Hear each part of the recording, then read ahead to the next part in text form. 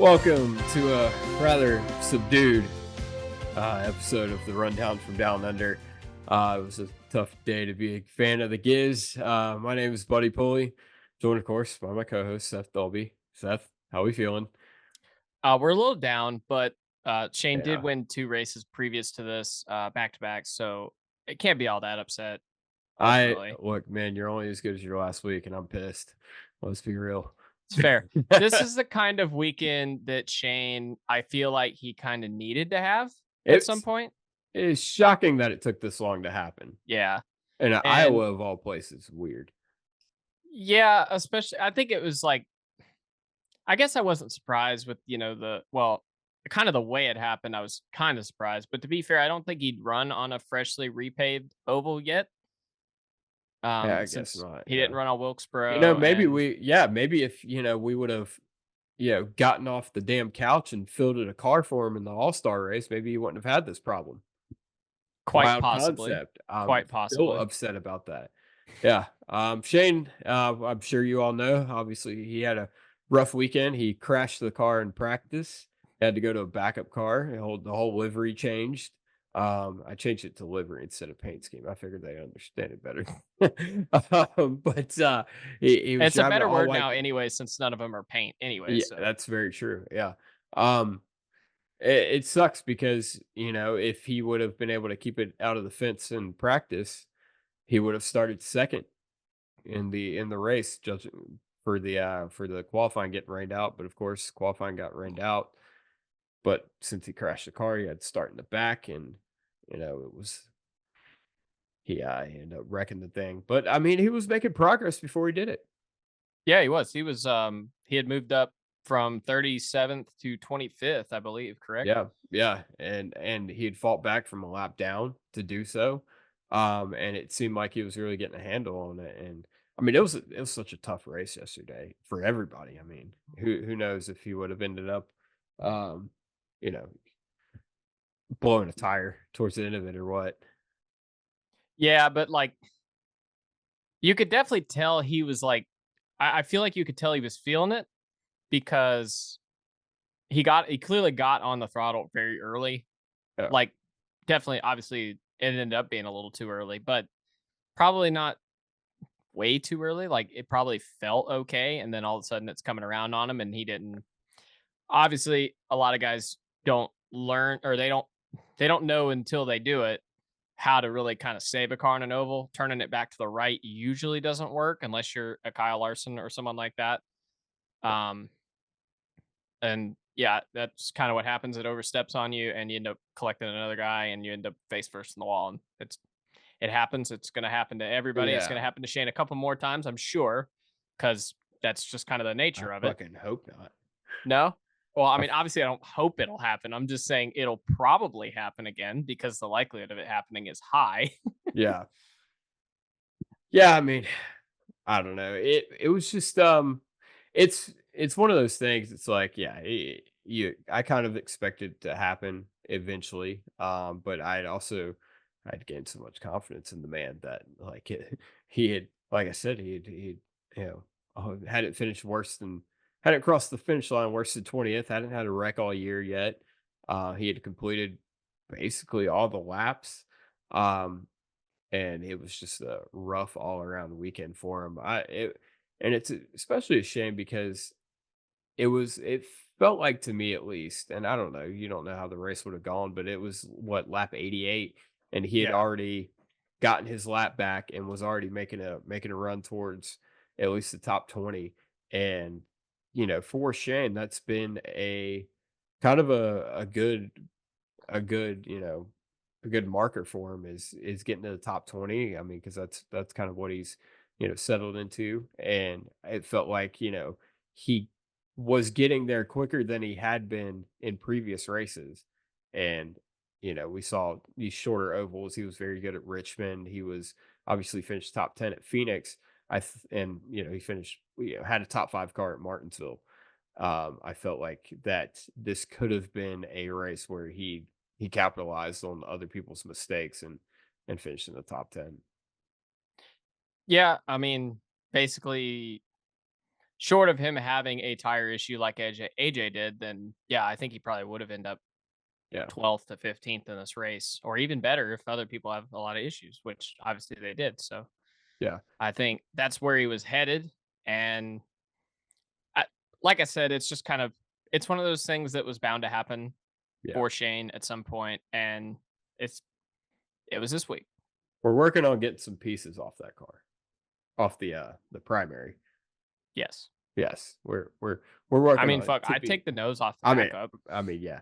I But, don't know where the fuck I would put it, but, like, I would be cool with yeah, it. but, no, the race all around, what you think of the Xfinity race here? Like, it was a weird race to me. Yeah, Like, I thought it was okay, kind of what I expected. what did you think of the repave? What do you how do you think it worked out? For the Xfinity series, I think it worked Yeah, out pretty well. In the as far as repaves go, I would have loved to see a race on the old, configuration, not just with the cup cars, but for a guy like Shane too. I think he would have Um, excelled on the I old think he would pavement. have I think he would have as well. Um, but, I mean, as far as the repave goes, I think it was solid. Mhm, It seemed a bit like, the North Wilkesboro repave, where obviously it started low and worked its way high, and once you which were there, it seemed like that's kinda what stuck. we're recording this before the cup race. It seems like it kinda seems like one of those things, it's gonna be a fight for the middle groove, and it's gonna be tough to pass, and that's what it turned into near the end of this Xfinity race. Yep. Yeah, Sam Mayer I'll be curious to see if we end up being 100% right on that, because yeah, I feel like we will be. I feel like we're gonna watch a race that looks a lot like the All-Star race, yeah, but yeah, and it's pissed me off that they didn't put him in a car, like, it coulda helped. And I think I remember Shane saying this before, maybe it was this week, he said he was like, "Yeah, it would be," he was a little bit timid coming into Iowa because it was a bit of a, he called it a little bit of a Frankenstein track, mhm. which is, very much what it is, and it's interesting with the tire problems that everybody was having yesterday. I think, and I'm gonna bring this up in the cup race depending on, what happens, but I think that, one, like, you have the new pavement, you're blistering tires, and then the combination of the rough pavement on the back stretch and the front stretch is just a terribly hard combination. Like, we've been hard on Goodyear all year long, but I mean, you ever have a blister and then running across some 1,500 grit sandpaper lap after lap? I mean, that's hard to give anyone shit about that. I mean, because as much of a kind of a shit show as the Xfinity race was, it was, I don't know. Yeah, and the only thing I don't know who schedules testing. I don't know how that process works. I know that like Goodyear picks 3 cars basically, like 1 for each manufacturer. What drives me crazy though is for years we've seen that they go test at a track Huh. and there's 3 cars and they're like, "Okay, this is fine. It works fine." And then we put the field on it and it picks up speed and everyone goes, "Wait, what happened?" Oh, I don't know, maybe because you put a whole field's worth of rubber on the track and the track picked up speed, and that's when you start having issues. I don't for the life of me, and again, I don't know who's the issue here. Like, is it Goodyear thinking we don't need it? Is it NASCAR being whatever? Is it the RTA saying we don't want to send a bunch of guys out there to test? I don't know what the issue is, but we need to get like at least half a field out there to test these things. Yeah, I mean, because I mean, we saw a lot of tire problems in Cup practice. We saw a lot of tire problems in the Xfinity race. We saw, I mean, we just off the top of my head, we saw AJ Allmendinger, we saw Jeb Burton, we saw Justin Allgaier, we saw Jesse Love.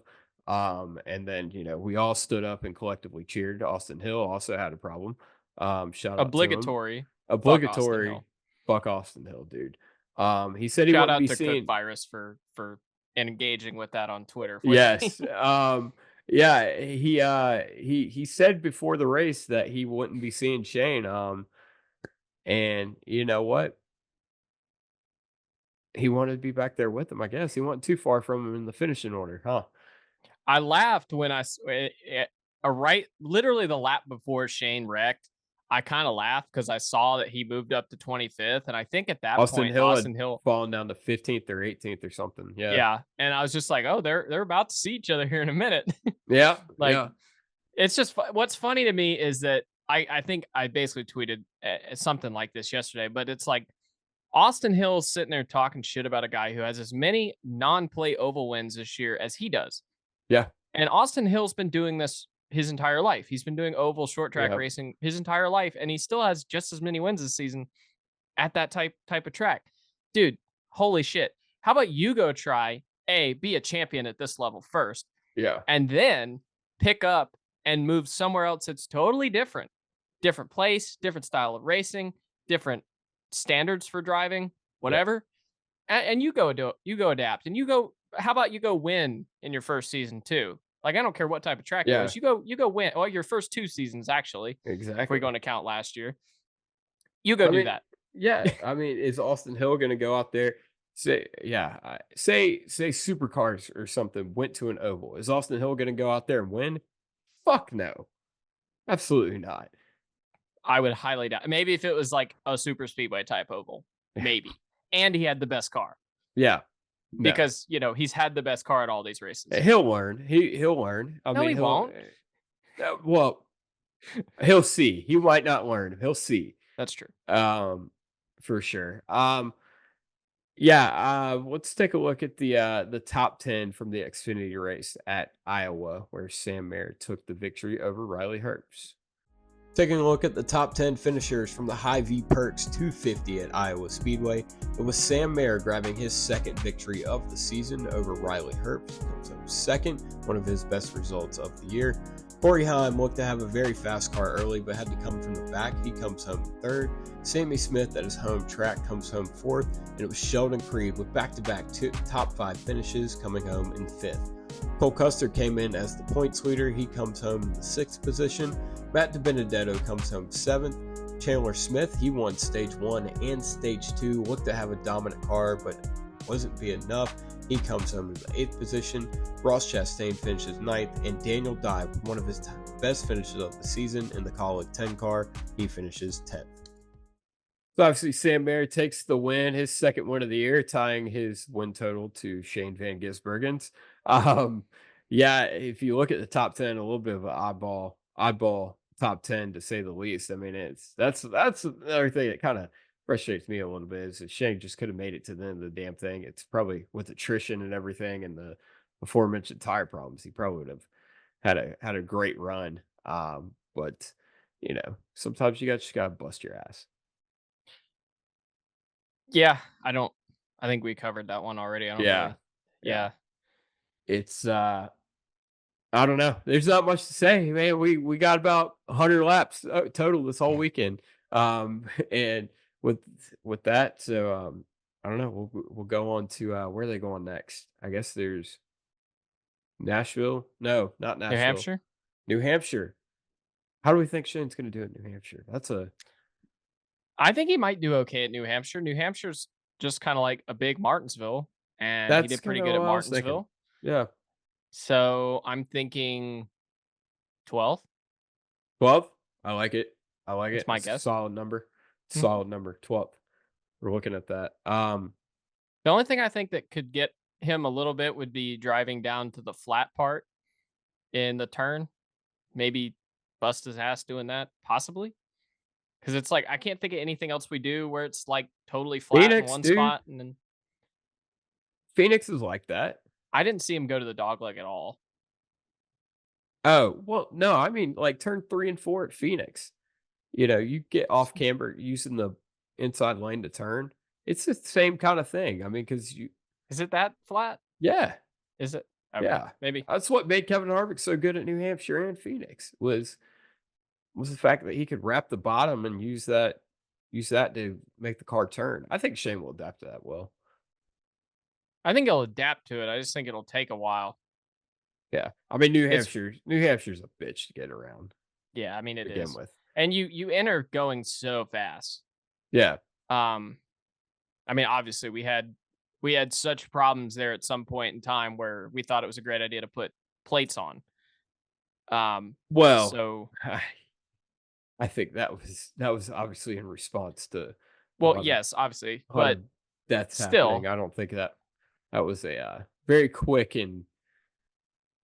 Band-Aid. I know. I'm just saying we had such issues. You're getting in so fast that we had enough issues. I was trying Yeah, to be, yes, we had unfortunate tragedies in the late 90s, early 2000s at New Hampshire, yeah, but we haven't had one in a while. yeah, Thank God. yeah.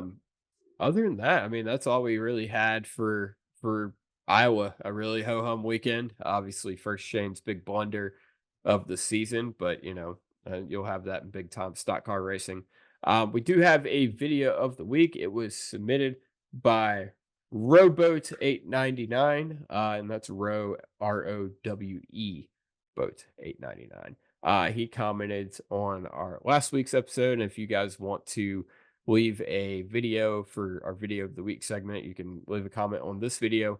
For next week, we've got 3 or 4 we have in a playlist all ready to go. But this week's was from Adelaide in 2022 after Shane won his third and what ended up being his final Supercars championship.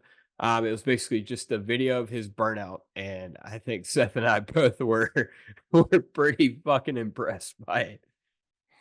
Yeah, he jumped out, and we were kind of both like, "Wait, How how how's is he the doing that?" how is the car still how is the motor still running? And we see blood running up to get the trophy with one shoe on. Yeah, it was like, oh, Yeah, now I would love to know how he like tucked that thing in there or how he did that exactly, but yeah, that's hilarious. yeah, that was Um, great, dude. the funny thing is too is it as an American, it seems weird. I guess as a non like sports car guy, it always seems weird to me watching a race car with a door, which is like the one thing Oh, about yeah, supercars. yeah. That's the biggest thing about supercars I'm still getting used to. And holding out the door and the thing keeps coming back and hitting him in the arm. I'm like, that's gotta fucking hurt, doesn't it? Like, like they need to make it where you The can just roll the adrenaline's window down the or adr something. the adrenaline's pumping. I mean, you just won the Supercars championship. You got the trophy hanging out the window. Fuck it, dude. I'll take a little wrist damage. The thing like Oh, for hairline fractures, your fucking like whatever bone this is, your only fibia or you would whatever. think about something like that. That did not cross my mind at all. I was sitting here just enamored with the burnout. I mean, he ripped the tires off that thing, even as hard as those tires can be. I mean, that's Yeah, that's the thing. Those tires are way too hard, guys. I They need to well, soften up a bit. that was a big point of contention last year was the Yeah. hard tires.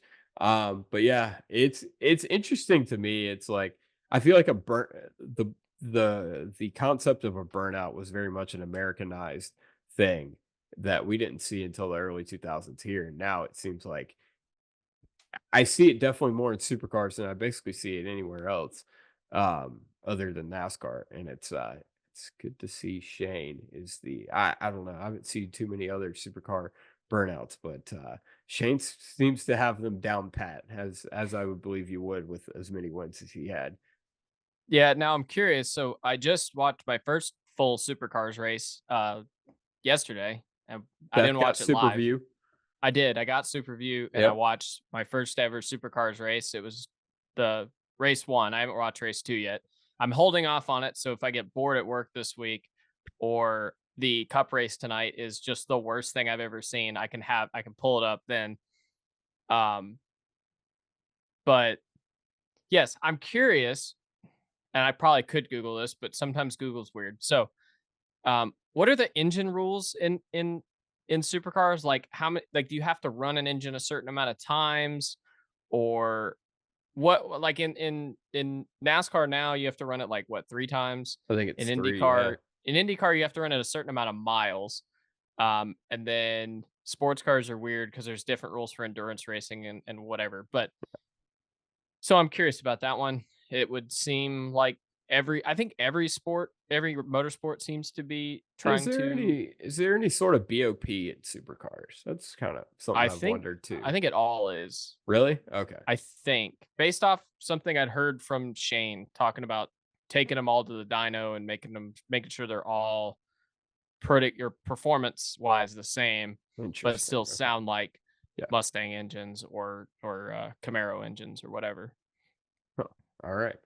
I don't know Interesting. if that I can't remember if that was a suggestion or that was what it was, but yeah, Okay. take that with a Interesting. grain of salt from an American. Yeah.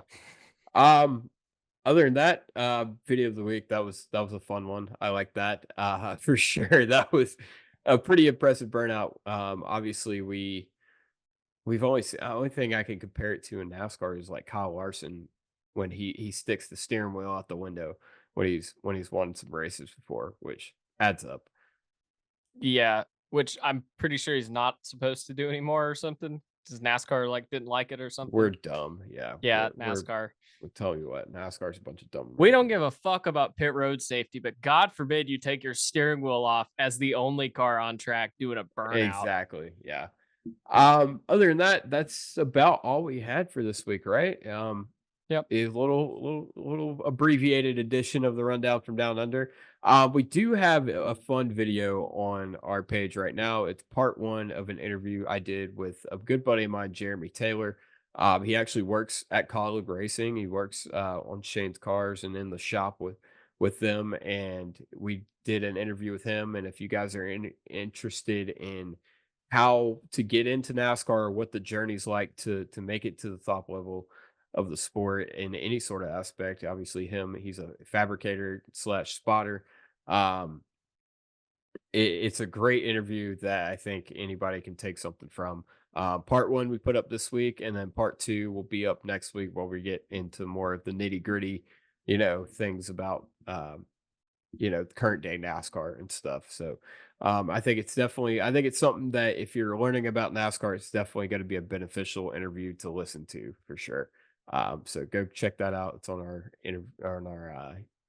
YouTube channel right now with our buddy Jeremy Taylor. Other than that, we're gonna see you guys after where are we going? New Hampshire. Yes. Yes. All Well, right. on the channel, we'll see you tomorrow because, That's true. Yes. The Big Motor Small Blade podcast will be up on well, I guess Tues for you Tuesday guys, it might American be, time. yeah, I it might don't be Wednesday already by the yeah, time yeah, in maybe Wednesday. Australia Who and New who Zealand. knows? Yeah. Yeah. Yep. Watch the Cup race at Iowa. Have a good time with it, and we'll see you guys after New Hampshire.